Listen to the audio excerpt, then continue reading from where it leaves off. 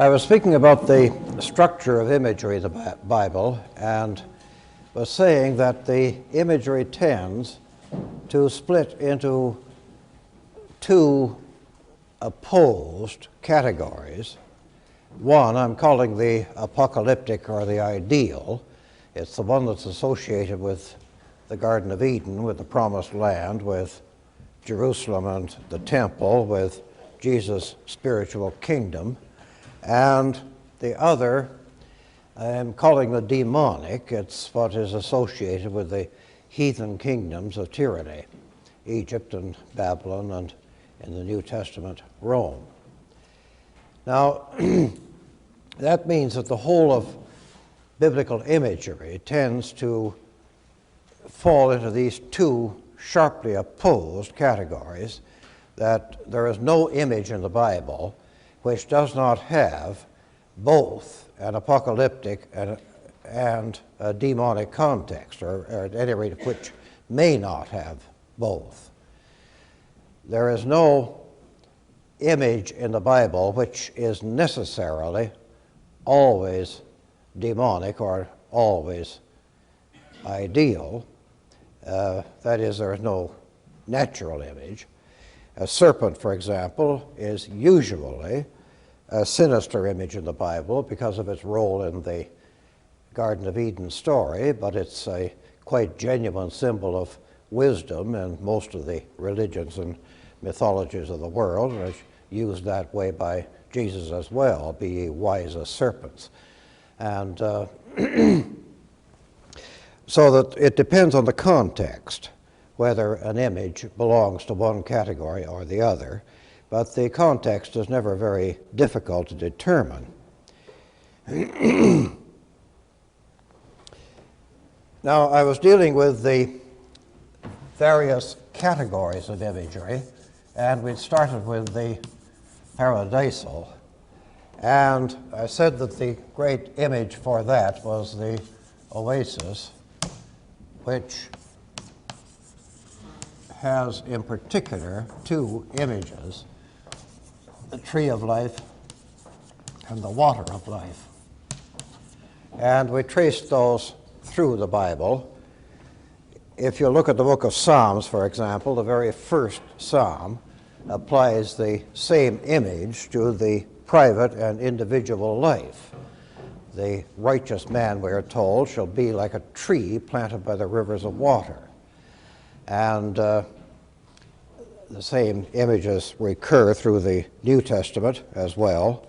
And as we tried to show, they contain the entire action of the Bible, being the first things that man loses at the opening of the narrative and the last thing that he regains at the end of it. Now, it follows, therefore, that these paradisal images would also have to have their demonic counterparts. The complication here is that there are two kinds of demonic imagery in the Bible. In the first place, there is the odd paradox of the fact that the only kingdoms which are consistently successful and prosperous are the evil kingdoms.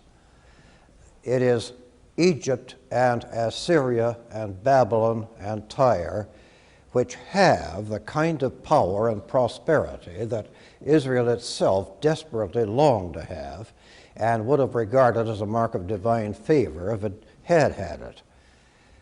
And so that the prosperity of the heathen kingdoms forms a category of imagery that you can call the parademonic, which has all the qualities of the real thing except permanence. And then there is also, of course, the manifest, or the you just wait demonic, which is what all this prosperity and success will eventually and inevitably turn into sooner or later. Now, we saw that the tree and water of life of the Garden of Eden, the water of life was associated with 4 rivers. 2 of those rivers are the Euphrates and the Tigris of Mesopotamia. The third is usually identified with the Nile in Egypt, and the fourth, possibly, as Josephus suggests, with India. So clearly, the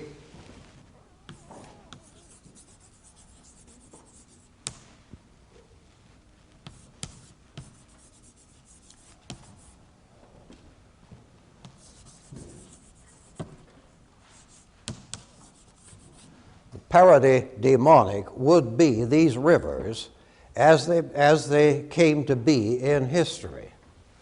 That is, the Nile, the Euphrates, and the Tigris. We start with those in any case. They are the rivers that gave prosperity and success and fertility to Egypt, to Babylonia, and to Assyria. Nineveh is on the Tigris, and Babylon is on the Euphrates.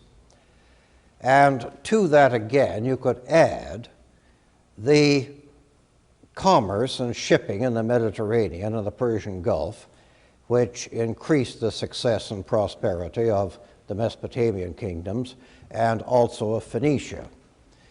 Phoenicia occupied the northwest part of Israelite territory, and in contrast to the Israelites, which never consistently held a port on the Mediterranean, they were great seafarers and traders.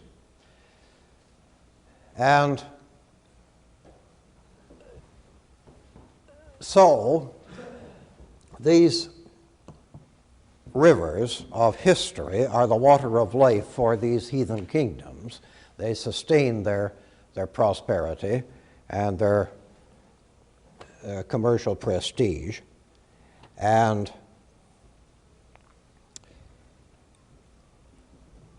again, their fertility, which is an important recurring image of a slightly different category. Now, there's been a great deal of work done on the Bible and its relationship to comparative folklore and mythology generally, and the general assumption underlying that is that there's nothing in the Bible that can't be found in some form or other, that some analogy cannot be found to in some mythology or folklore elsewhere. But you could reverse the axiom and say that there is really nothing essential in the folklore or mythology of any civilization whatever that cannot be found in some form or other in the Bible.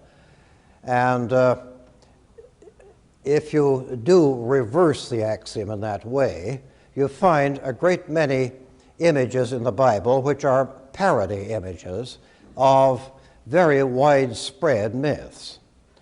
And one of these is the world tree.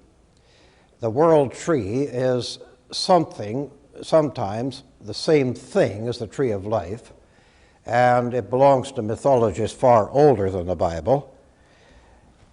And as it develops in mythology, it comes to be a form of what is called the axis mundi, that is, the vertical aspect of existence.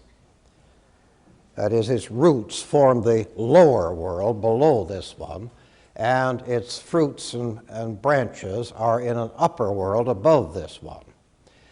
And the surface of this world has usually been in mythology a middle earth. It has usually been a world with an upper world in the sky and a lower world underground. And this axis mundi, or world tree, extends all through these 3 worlds. And in more sophisticated developments, the planets are the fruits hanging from its branches. You find it in Norse mythology in Yggdrasil, and you find it in nursery tales like Jack and the Beanstalk, and you find it practically everywhere you look. And so we're not surprised to find that when the prophets start denouncing the apparent prosperity of Egypt or Assyria or Babylon, they will use an image of this kind in a parody context.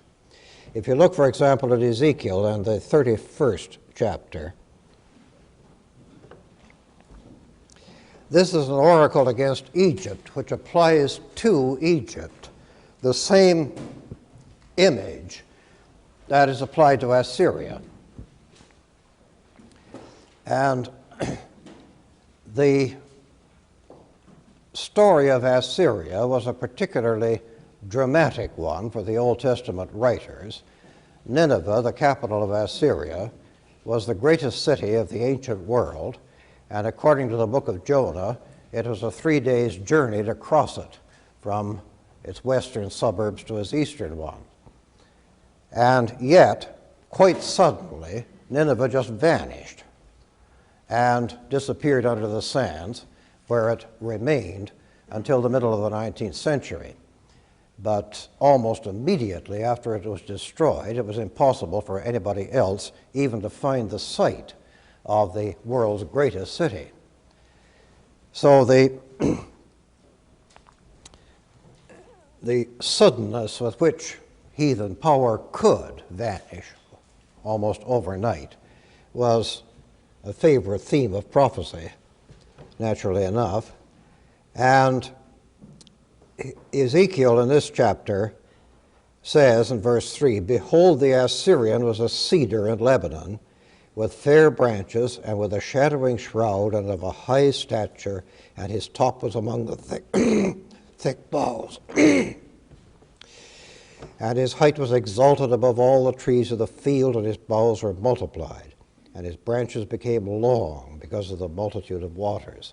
Now here is a parody description of a world tree identified with the Assyrian power, which is nourished by the water of life under fertilizing its roots. And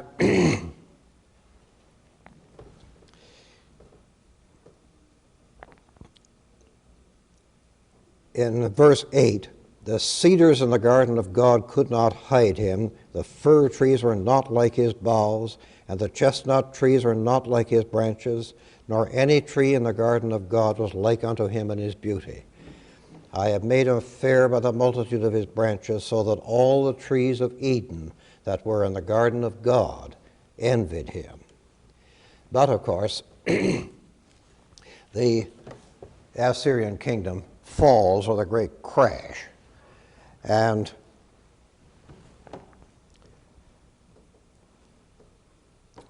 in verse 16, there's a significant comment. "I made the nations to shake at the sound of his fall, when I cast him down to hell with them that descend into the pit, and all the trees of Eden shall be comforted in the nether parts of the earth." So that the great Assyrian tree has fallen to the level of the vanished Garden of Eden before the beginning of history. And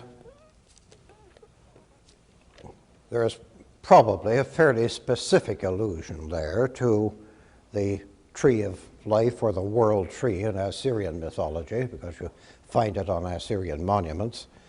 And in the much later book of Daniel, there is a very similar tree associated with Nebuchadnezzar and the power of Babylon. And the language used about this tree is even more explicitly a description of a world tree, an axis mundi. This is in Daniel and chapter 4 and verse 20. "The tree that thou sawest, which grew and was strong, whose height reached unto the heaven, and the sight thereof to all the earth, whose leaves were fair, and the fruit thereof much, and in it was meat for all. Remember that meat means food of any kind, under which the beasts of the field dwelt. It is thou, O king, that art grown and become strong, for thy greatness is grown and reacheth unto heaven, and thy dominion to the end of the earth.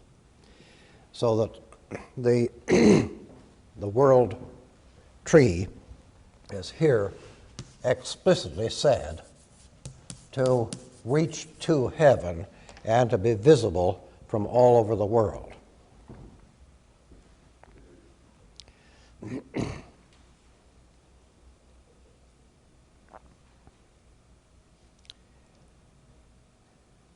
Well, that is the image then of temporary prosperity, and it's contrasted with the manifest demonic, which is the more direct parody of the ideal image. And what you would get here as the main units of the manifest demonic are the tree of death and the water of death.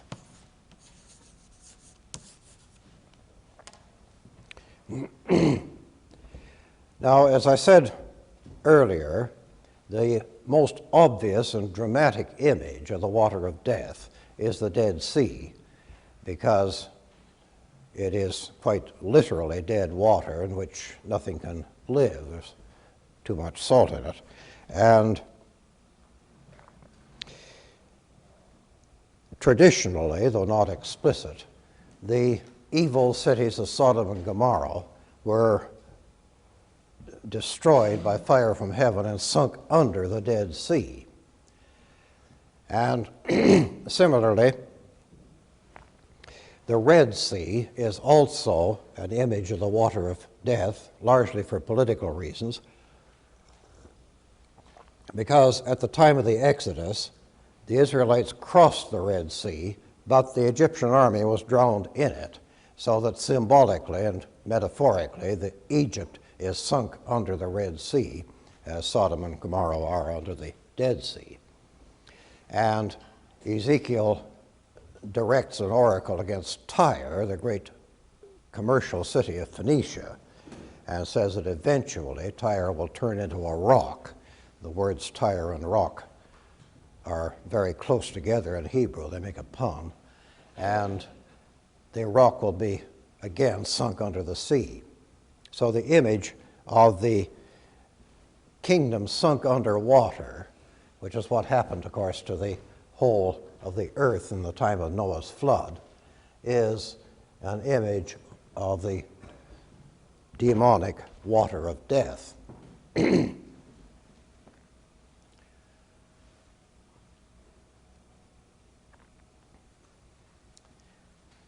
right.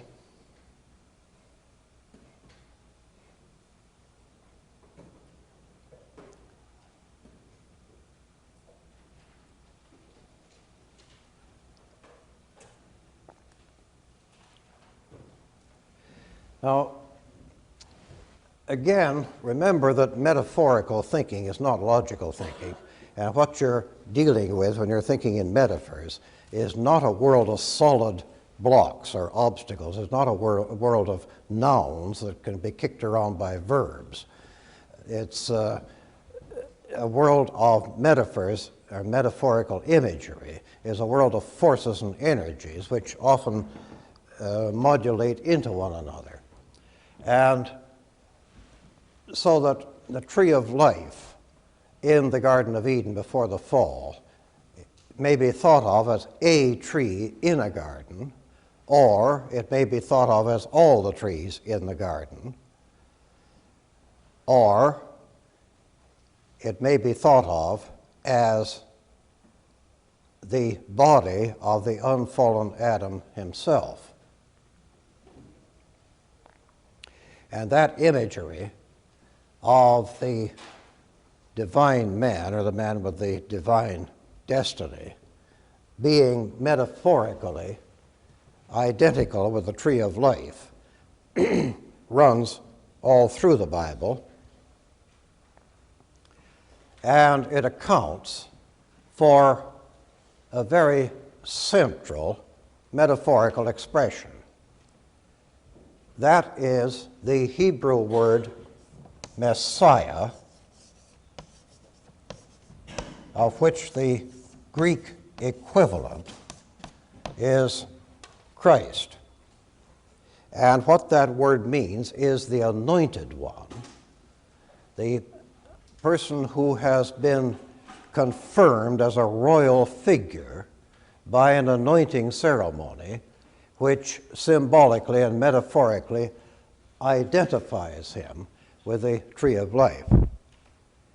That is, assuming that something like olive oil or a vegetable oil or a tree oil of some kind would be used in the anointing ceremony, because I doubt that anywhere in the Jewish or Christian tradition, at any rate, I don't know about the Muslim one, they would not use petroleum for such a ceremony.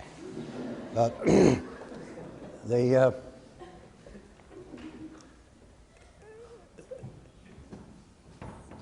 the identification of the Messiah with the tree of life remains fairly constant throughout the New Testament.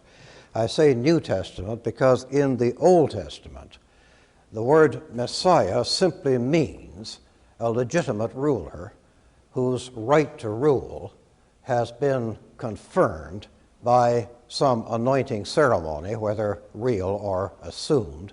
And King Saul, who was rejected, is still called the Lord's anointed, the Messiah, and so once is a person outside the Israelite community altogether, King Cyrus of Persia, who is called the Lord's anointed by Isaiah.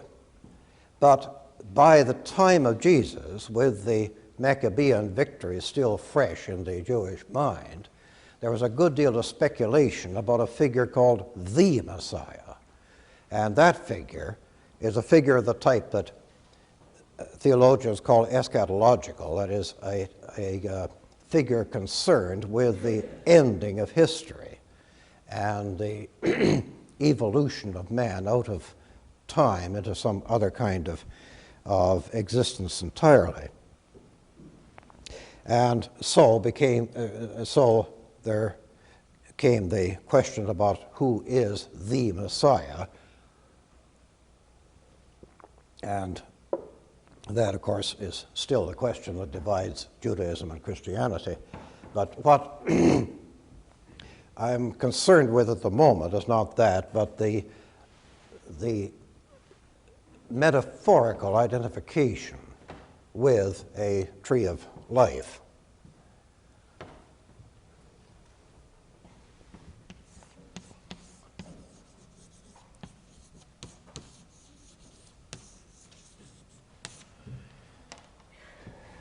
Now, in the story of the Exodus, the water of death has two aspects.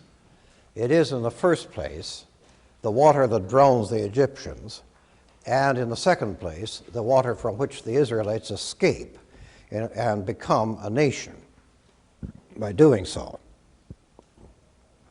Similarly, the flood of Noah is an event in which everybody gets drowned except the family of Noah, but in which the family of Noah escapes by floating on top of the flood with the ark. And that is carried over into the Christian symbolism of baptism, where again the same ambiguous imagery occurs. Symbolically and metaphorically, the person who is baptized dies to one world and is reborn in another. And if you apply similar images to the tree of death, the tree of death, of course, would be represented by such a thing as the barren fig tree that was cursed by Jesus at the time of the Passion. The tree of the knowledge of good and evil is clearly a sinister tree as far as the results of eating it are concerned, And this tree of knowledge quite clearly has something to do with the discovery of sex as we know it. That is, as soon as they eat of the tree of knowledge, Adam and Eve knew that they were naked. And this inspired a feeling of shame, which meant that the present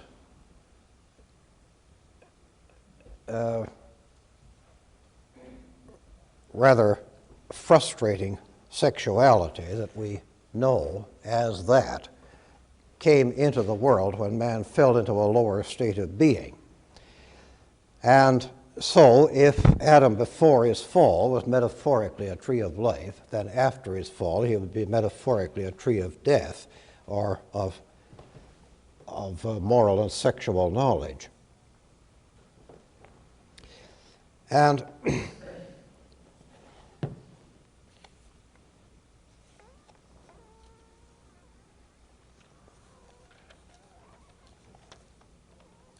we find as one of the laws written in the book of Deuteronomy, for example, in Deuteronomy 21 and 23, verse 23 that is,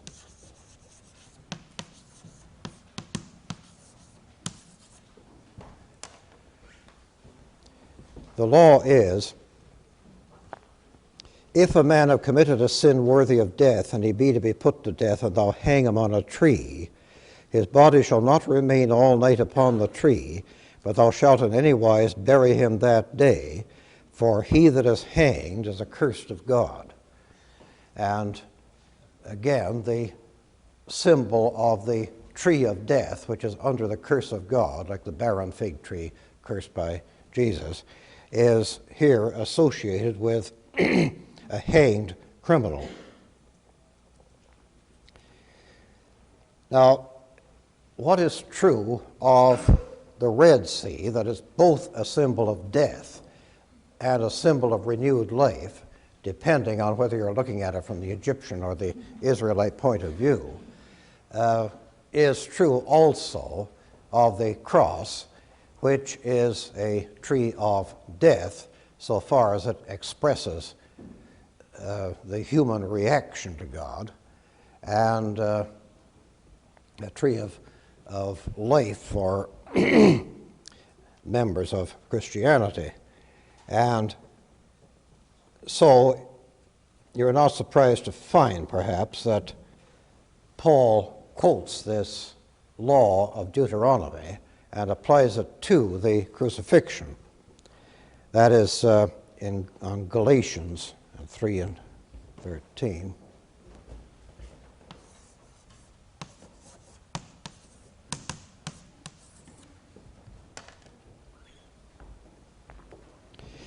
Christ hath redeemed us from the curse of the law, being made a curse for us. For it is written, cursed is every one that hangeth on a tree. And that, again, expresses the ambiguity of the tree of death symbol. Is exactly parallel to the water of death one. It's a death symbol from some points of view and a salvation image from other points of view.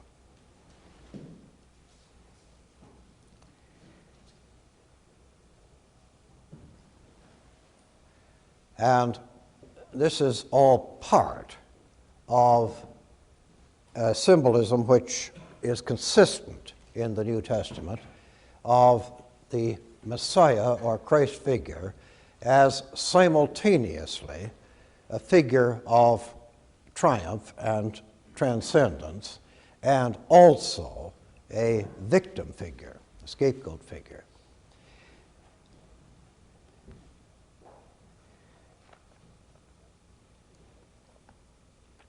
As we'll see later, there are many Old Testament prototypes, or as Christianity interpreted them, of Jesus in the Gospels.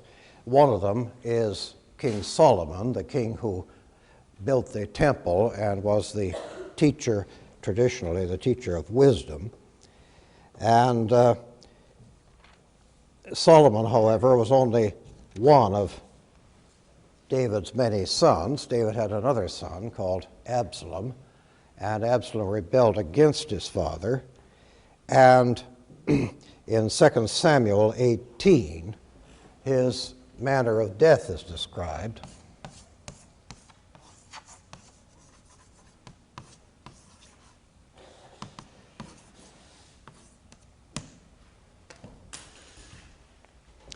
Verse 9, and Absalom met the servants of David, and Absalom rode upon a mule, and the mule went under the thick boughs of a great oak, and his head caught hold of the oak, and he was taken up between the heaven and the earth, and the mule that was under him went away. And a certain man saw it and told Joab and said, behold, I saw Absalom hanged in an oak. And so David's general, Joab, comes up to him and thrusts darts into his side and kills him while he's hanging on the tree. Well, Absalom's curious helplessness in what seems a relatively easy situation to get out of indicates a certain ritual element in his death, perhaps. And traditionally, he was hung from the tree by his beautiful golden hair, and it reminds one of certain cults connected with the oak tree and the mistletoe, where a human sacrifice would be initiated by cutting the mistletoe as the golden solar emblem from the branches of an oak. But however that may be, the symbolism of Absalom hanging on a tree and having darts thrust into his side is something that's as essential to the story of Jesus as the aspect of the King of Kings and Lord of Lords, which is also a part of the imagery.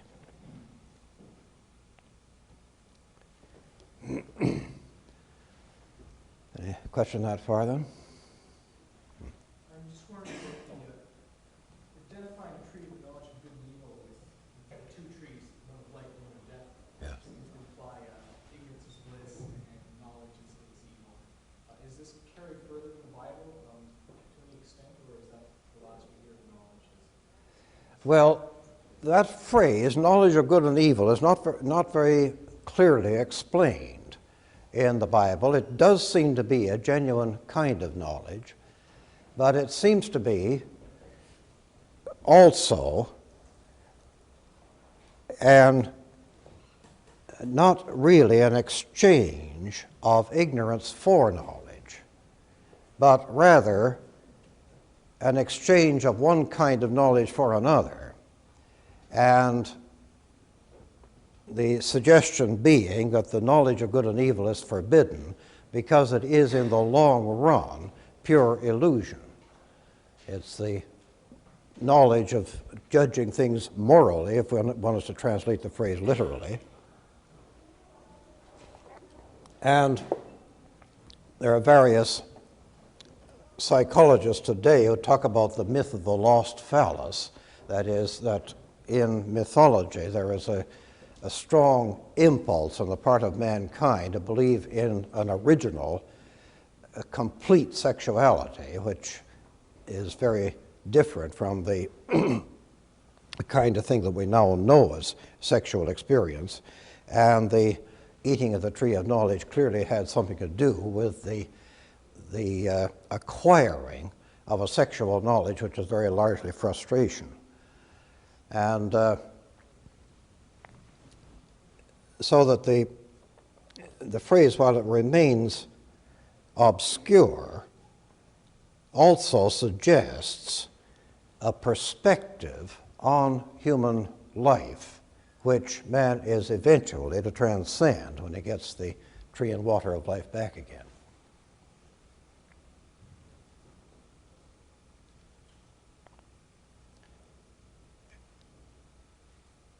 And if I can perhaps just anticipate by a suggestion here, I think that the perspective it's associated with is the legal perspective of man as between an accuser and a defender, and a subject to the legal metaphors of trial and judgment.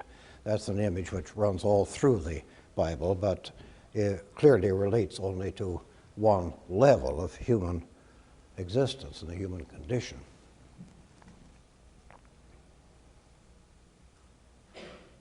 Right?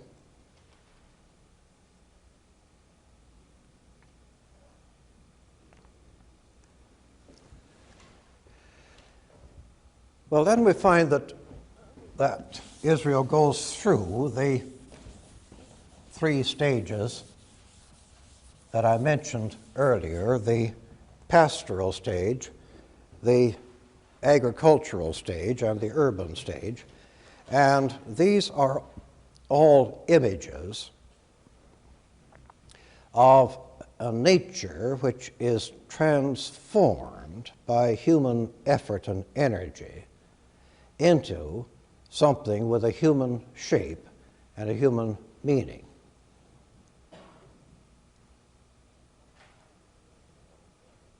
What man really wants is what his work shows that he wants whenever he gets a chance to work and doesn't have to waste his life making war or feeding a parasitic class. When he gets a chance to work, he is transforming the animal world into a world of flocks and herds, the vegetable world into a world of crops, of harvest and of vintage, and the world of stones and minerals into a world of cities and buildings and highways.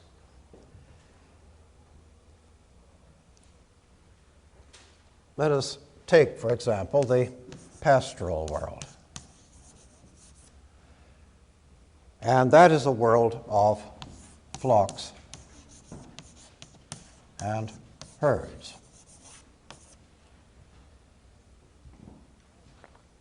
Now, the Bible invariably uses the sheep as the typical apocalyptic or ideal animal. I have suggested in one of my books that the reason for that is that sheep societies are perhaps more like human societies than those of any other animal, because the sheep is gregarious, stupid, and easily stampeded. And it is consequently the appropriate animal to describe in pastoral metaphors. Words like pastor and flock still survive in language about the church. But as far as pure metaphor is concerned, there is no earthly reason why bulls and cows should not be as appropriate images as sheep. And here we have to consider the importance and influence in the Bible of what you might call negative ritual. That is, the fact that the Israelites are so frequently forbidden to do things, quite obviously because their neighbors did them. For example, we are told many times in the Mosaic Code, "Thou shalt not seethe," that is boil, "thou shalt not boil a kid in his mother's milk." And that is the basis for the Jewish kosher rule about not mixing milk and meat dishes. But boiling a kid in its mother's milk is not something that would occur to anybody off the top of his head. And so it looks as though that must have been a fertility rite on the part of the neighboring Canaanites, which the Israelites were required to separate themselves from. And similarly, the bull was a favorite fertility image in neighboring countries, and for that reason is regarded with some suspicion as an appropriate emblem for the faithful and obedient Christian. In the Old Testament, for example, there is a story in the Exodus that while Moses was absent, conversing with God on Mount Sinai, his brother Aaron, the high priest, led the tribes of Israel into idolatry by making a golden calf as an idol.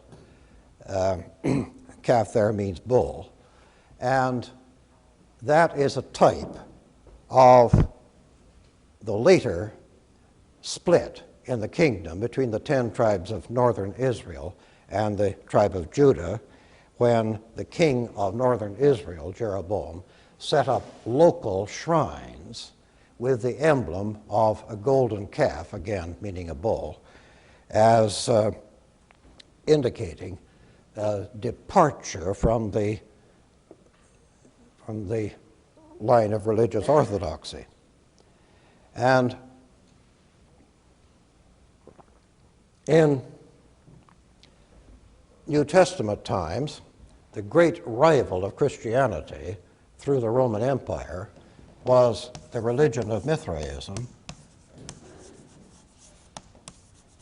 where the chief event of the year was the celebration of the birthday of the sun on December the 25th. And Mithraism went everywhere the Roman Empire went. A Nazi bomb falling in London exposed a Mithraic temple during the war, and if you go to Rome, one place that you should definitely not miss is the Church of San Clemente, where there's a series of 4 or 5 churches of different periods, and a Mithraic temple lies at the very bottom of the whole structure. The great emblem of Mithraism was the bull, and its great rite was the sacrifice of the bull, which was a repetition of an original creation myth, and forms, again, an exact parallel to the Christian sacrifice of the Lamb, who is, according to the book of Revelation, slain from the foundation of the world. So it's this affinity of the bull with heathen kingdoms that knocks it out as a normal image of the pastoral world. And in fact, one could almost put it under the parademonic images.